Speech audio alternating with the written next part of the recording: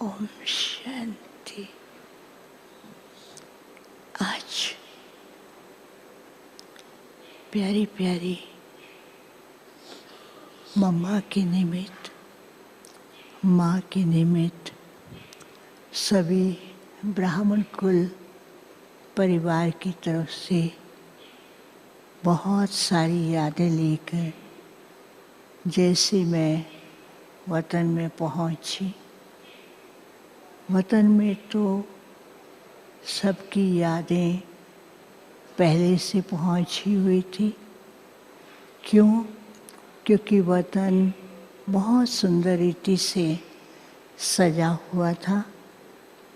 एक तरफ बहुत सारी मोतियों की माला थी, दूसरी तरफ कई डिज़ाइन आर्ट्स बने हुए थे, तीसरी तरफ जैसे कि फूलों की माला, लेकिन फूलों की माला में लाइट चमकती हुई दिखाई दे रही थी।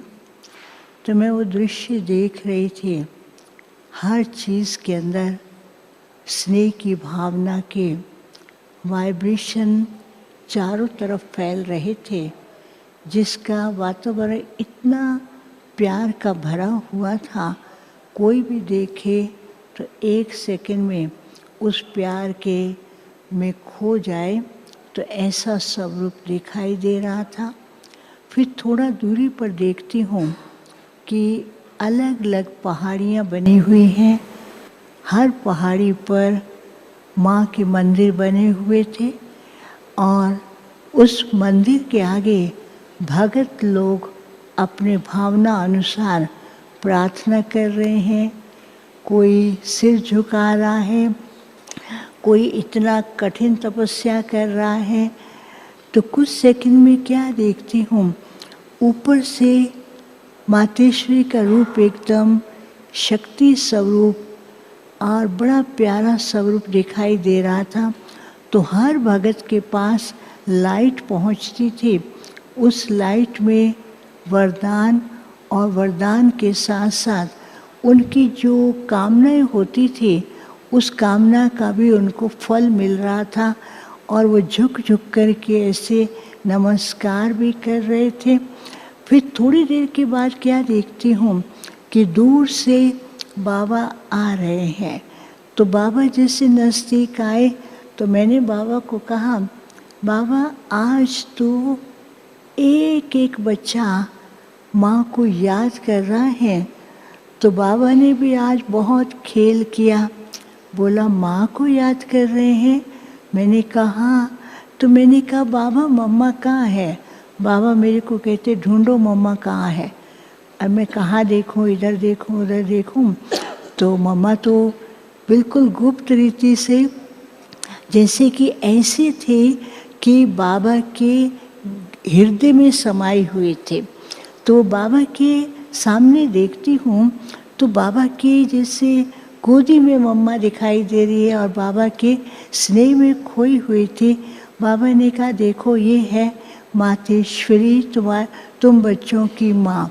तो सारे बाबा भी मुस्कुरा रहे थे।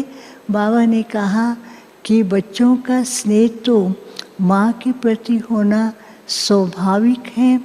तो बाप को भी खुशी होती है कि बच्चे माँ को कितना प्यार करते हैं और माँ भी बच्चों को प्यार करते हुए कितना न्यारी और प्यारी है। फिर तो बाबा जैसे मम्मा को वो सीन दिखा रहे थे, जैसे जैसे सीन दिखा रहे थे ऐसे सबके स्नेह की भावनाओं की मालाएं मम्मा के गले में पड़ती जा रही थी और मम्मा का श्रृंगार होता जा रहा था। तो मम्मा बाबा को कहती, बाबा ये श्रृंगार क्यों हो रहा है? तो बाबा ने कहा ये सब बच्चों की स्नेह की भावना है। तो मम्मा का श्रृंगार ऐसा नहीं था, माँ का रूप था, सखी का रूप भी था और माँ का रूप शक्ति का रूप भी दिखाई देता था। जैसे भक्तों के लिए भिन्न भिन्न देवियों का स्वरूप था, ऐसे बच्चों के लिए भी भिन्न भिन्न स्वरूप दिखाई दे रहे थे और बाबा ने उसी समय सभी बच्चों को इमर्ज किया और सब के सब जैसे बहुत प्यार से स्नेह के गीत गा रहे, प्यारी माँ, मीठी माँ। तो वो आवाज़ इतनी मधुर थी, उस संगीत के अंदर इतना रस आ रहा था और सबको माँ ने अपने हाथ में लेकर दोनों बाहों में समा कर हर एक के सिर के ऊपर हाथ रखते हुए माँ उनको बहुत प्यार कर रहे थे। फिर क्या किया, बाबा ने कहा बस सब बच्चों से मिल लिया। तो मम्मा कहती बाबा ये सब आपके ही बच्चे हैं, आपने ही इनको बनाया है। तो बाबा मुस्कुरा रहे थे। बाबा ने कहा माँ ने जो प्यार दिया वो प्यार तो भुलाया नहीं जा सकता। फिर इतने में क्या देखती हूँ कि एक साइड में कर्टन के पीछे एडवांस पार्टी के सब दादियाँ और एडवांस पार्टी के यज्ञ की स्थापना के जो निमित्त थे वो सब के सब खड़े हुए थे और जैसे कि वो किसी का इंतज़ार कर रहे हों।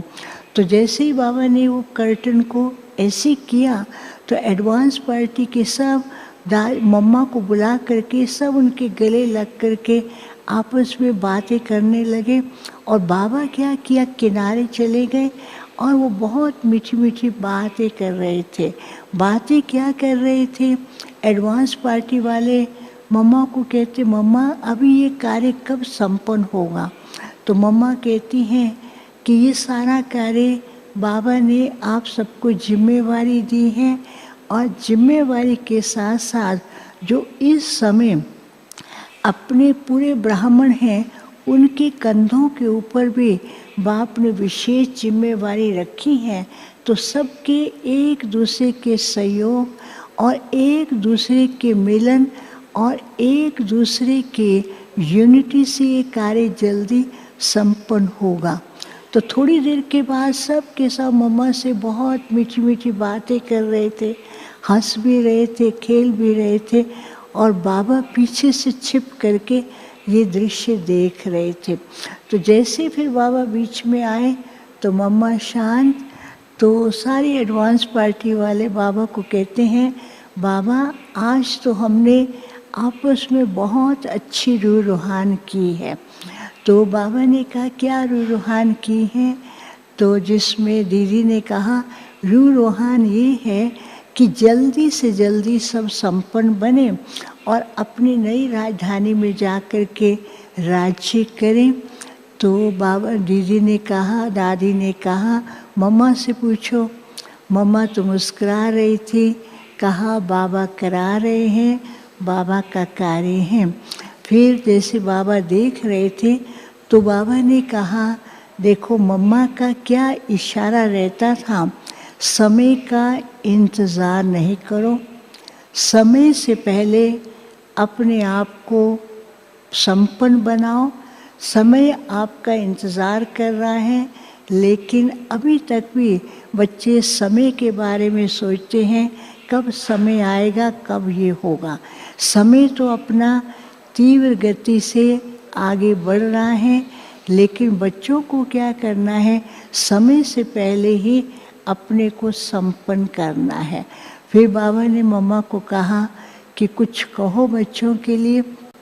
तो बाबा के सामने मम्मा तो कुछ मुस्कुरा ही देती थी, बोलती नहीं थी। तो आज मम्मा जैसे इशारों ही इशारों में कहती हैं कि अभी बच्चों को एक तो विजयी स्थिति का विशेष अभ्यास करना है, दूसरा अपने अंदर एक ऐसी लगन लगानी है, उस लगन से वो तपस्या की किरणें इतनी ज़्यादा फैले कि चारों ही तरफ वातावरण इतना शांत और पावरफुल हो जाए। फिर क्या हुआ कि बाबा ने कमल का फूल दिखाया और कमल के फूल के ऊपर मम्मा बैठी हैं। तो एक एक पंखड़ी जो है वो बहुत बड़ी होती जा रही थी और उन पंखड़ियों में एक तरफ एडवांस पार्टी के सब एक पंखड़ी पे हो गए, दूसरी पंखड़ी पर जो थे जो नए नए बच्चे थे वो सब बैठ गए और कुछ पंखुड़ियों पर वह बच्चे जिन्होंने माँ की पालना ली है, और चारों तरफ ऐसे ऐसे बच्चे उस सब पंखुड़ियों पर बैठ गए, तो ऐसा लग रहा था कि जैसे एक नया परिवार हो। तो बाबा कह रहे थे, मम्मा को भी बता रहे थे कि मम्मा देखो कैसा आपका परिवार है।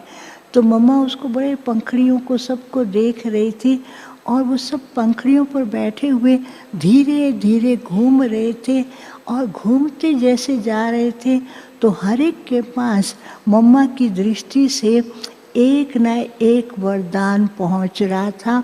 उसमें था समय की इकोनॉमी और संकल्पों की इकोनॉमी, और साथ साथ अपनी स्थिति की पावरफुल स्टेज। तो ऐसे ऐसे वरदान पहुंच रहे थे। तो मम्मा ने इशारा दिया कि संकल्पों को कम करें। अभी तक बच्चों के अंदर कई प्रकार के बहुत संकल्प चलते हैं, तो संकल्पों को भी इकोनॉमिकल बनाएं, तब जा कर के शक्तिशाली बनेंगे। तो फिर तो जैसे मम्मा की स्नेह भरी दृष्टि से सबके पास बहुत कुछ अनुभव, वरदान और स्नेह की भावनाएं पहुंच रही थी।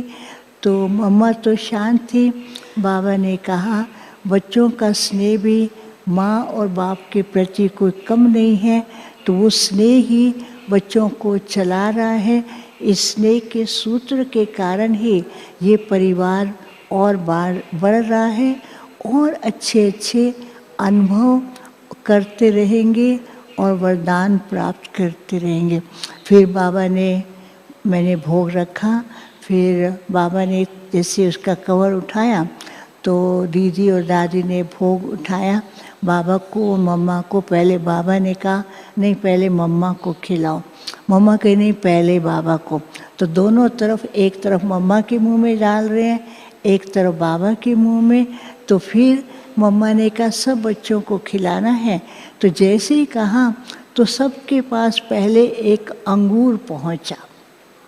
वो अंगूर में लिखा हुआ था कि बच्चों को क्या बनना है, मोल्ड और गोल्ड। कि बच्चों के अंदर अभी भी मोल्ड होने की पावर जो है वो बहुत कम है। तो बच्चों को एक तो मोल्ड भी होना है, जैसे मोल्ड होंगे गोल्ड बनेंगे। दूसरा मम्मा ने कहा कि बच्चों को क्या है, रहम दिल भी बनना है। रहम दिल बनेंगे तब विश्व की सर्व आत्माओं को बाबा का संदेश और वरदान दे सकेंगे, तब ही बाप की प्रत्यक्षता होगी। फिर सब बच्चे इतना खुशी में झूम रहे थे। सबके पास अंगूर के साथ साथ हर एक के पास भोग भी पहुंचा। सब ऐसे भोग लेकर के बहुत खुश हो रहे थे। तो बाबा भी मुस्कुरा रहे थे। बाबा ने कहा लाडले बच्चे हैं और सदा ही बाप के प्यार, दादी और मम्मा के प्यार में खोए हुए हैं। ऐसे लाडले बच्चे सदा संपन्न रहें और सदा आगे बढ़ते रहें। सबको याद दिया। ओम शांति।